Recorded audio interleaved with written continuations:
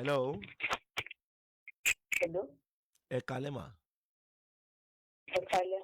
Kí lẹ̀ ńlá kọjá máa ṣeré ńlá lẹ́tọ̀? Ẹ kalẹ́ sà.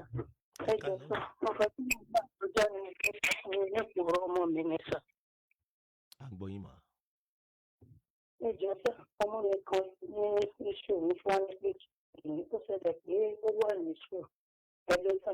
À ń gbọ́ yín, à ń gbọ́ yín, à ń gbọ́ yín mà. Nígbà tí wọ́n wà ní iṣu, sóòrò ó sáwà lóyún. Nígbà tí wàá lóyún, ó dẹ̀ sàǹpé lóyún fún.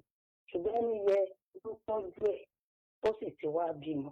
Ṣùgbọ́n bó ṣe wá di kó bímọ, ẹni yóò mẹ́bí ẹ̀ kankan, ọkọ kò mẹ́bí ẹ̀ kankan yọjú sí wa. Kò sì fẹ́ kọ́mọ náà yọjú sí wa. Kò sì mẹ́bí ẹ̀ kankan náà yọjú sí wa. Ló sábà bá mi lẹ́rù. Mo fi wá ní wípé nígbà tí wọ́n ti pè yín náà lọ́jọ́ kan rí. Ẹ lò mà. Mo ń tó ń fẹ́ ọ́fíìsà. Mọ́mí ẹ fi ọjọ́ kan yẹn ẹ fi yẹn lẹ̀ já sọ̀rọ̀ tó wà nílẹ̀ báyìí sìn. Ẹ lọ́mọ yín wà ní school pé wọ́n wá fún lóyún. Bẹ́ẹ̀ni. Irú school wo ló wà? Ṣé secondary school ni àbí institution ló wà? Institution ló wà. Ok, wọ́n wá fúnra wọn lóyún. Kí ni age ọmọ tí yín? Kí ni age ọmọ tí yín? Ẹ já mu láti bẹ̀yẹn. 23 years. 23. Ṣó sì wà school bẹ́ẹ̀ àbọ̀dọ̀ yín ló wà pẹ̀lú ọmọ tó bí? Ó wà lọ́dọ̀ ẹni ẹlẹ́bi tó gbà. Wọ́n jọ ń gbé ní school ni. Wọ́n ti lọ gba ilé náà. Wọ́n jọ lọ gba ilé, wọ́n jọ ń gbé. Bẹ́ẹ̀ni sà. Kí wá ló ṣẹlẹ̀ tí ẹ mọ ẹbí arákùnrin yẹn kankan torí wọ́n á tó lóyún ẹlẹ́ẹ̀kejì ń sìn kò rújú? Kí ló ṣẹlẹ̀? Sọ́kòtò mi ò mọ ẹbí ẹ̀ kankan yọjú sí wa. Ẹ ló mà ṣẹ́yìn wà ní ọkọ mà ṣẹ́ lọ́kọ mà. Bẹ́ẹ̀ni sà. Kí ni èjì yín mà? 43. Good, ẹ ṣì kéré. Kí ni èjì ọkọ yín? 52. Good, wọn náà ṣì kéré.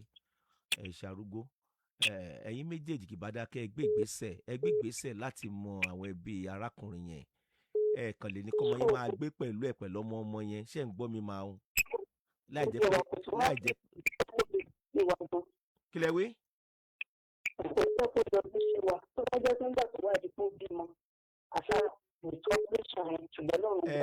Ẹ mọ tèmi máa sọ fún yín mà.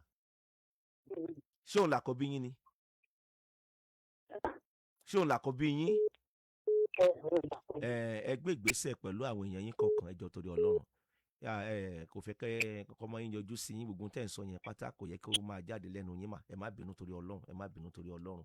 Ẹ kì í ṣarúgbó tó ti yẹ yín 43 nìyí. Ẹ gbọ́ tèmi, ẹ gbé ìgbésẹ̀, ẹ lọ wo ibi tí wọ́n ń gbé tó bá le jù náà ẹ lọ sí school wọn náà, ẹ má pariwo lé wọn lórí o tó ti yẹ yín o.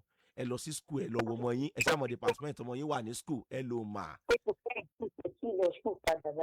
Kí lẹ wí? Mo ní kò tí ì lọ sí ìṣòro padà, wọ́n ti wà ní tán. Ṣé ẹ mọ́lé tó gbà ni? Mo mọ̀lé kan gbà. Ẹ lọ síbẹ̀ náà. Ṣé fògùn dọmọ yín mọ́lẹ̀ ni? Iná ló jẹ́ kí n pè nígbà tí mo lọ síbẹ̀ tó ní kásánì ìṣòro pé nígbà tó ọmọ bá tó dìgbà ìlà àpò máa lẹ́bi ọmọ sì kò ti lè pé ìyá àti ẹ̀bí. Ẹ mọ̀ tó ṣẹlẹ̀ mà. Ṣàgbọ̀ tèmi àdúrà tèmi ni pé a ní bọ́mọ tó gọ̀ ẹ̀yin náà ṣàmì mà. Ọmọ yín 23 kì í ṣọmọ kékeré mọ́ ṣé ń gbọ́ mi mà. Ó ní kó wọ́nà tí ó fi mọ àwọn ẹbí ọkọ ẹ̀, kó wá àwọn ọ̀nà tí ó fi mọ àwọn ẹbí ọkọ ẹ̀ tí wọ́n fi mọ nǹkan tó ń ṣẹlẹ̀. Ó ní kó wọ́nà láti ṣe yẹn kó rẹ̀ yín tẹ́ ẹjú bí ẹ̀ lọ́wọ́. Kéde ẹ̀ ṣe pé kó rẹ̀ yín tẹ́ ẹjú bí ẹ̀ lọ́wọ́ kó ranra rẹ̀ lọ́wọ́. Torí kò possible ní ìgbésẹ̀ tẹ́ gbé ń sìn náà kò yẹ kó rí bẹ́ẹ̀. Àwọn gbalé wọn wá jọ ń gbé pẹ̀lú ọmọ tí wọ́n bí ẹ̀ẹ̀mẹ́bí ẹ̀ẹ̀má rẹ̀ ọmọ tẹ̀lé pọ́nlú kan sìn no. Ó ní kó gbé ìgbésẹ̀ ẹ ló mà èmi ìgbọ́ kankan mọ́ etí sọ mo ti ń sọ ìgbọ́ kankan mọ́ mi ẹ má bínú.